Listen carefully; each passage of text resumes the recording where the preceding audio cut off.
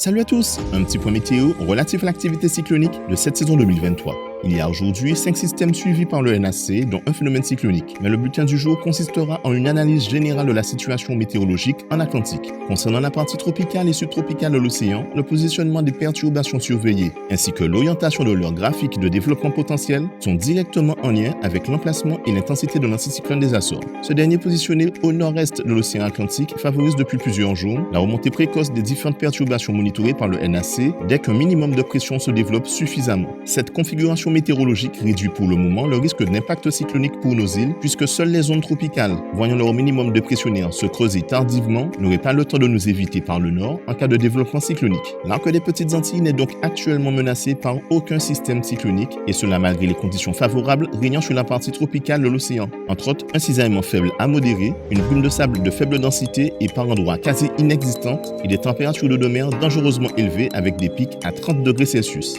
Actuellement, le scénario privilégié par plusieurs modèles numériques majeurs pour les 10 prochains jours suggère une descente progressive vers le sud de l'anticyclone des Açores, mais ce dernier pourrait dans le même temps s'affaiblir et ne sera donc pas suffisamment puissant pour empêcher la remontée vers le nord de phénomènes qui se développeraient tôt en cyclone.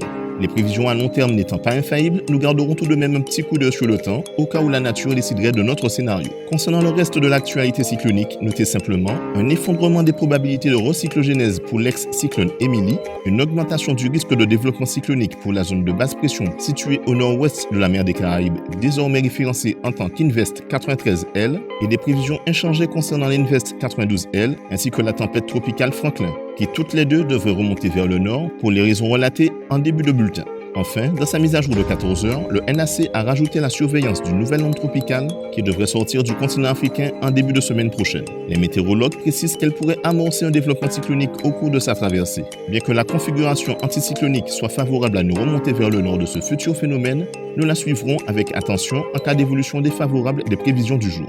Voilà, c'est tout pour aujourd'hui. Bonne soirée à vous, à bientôt.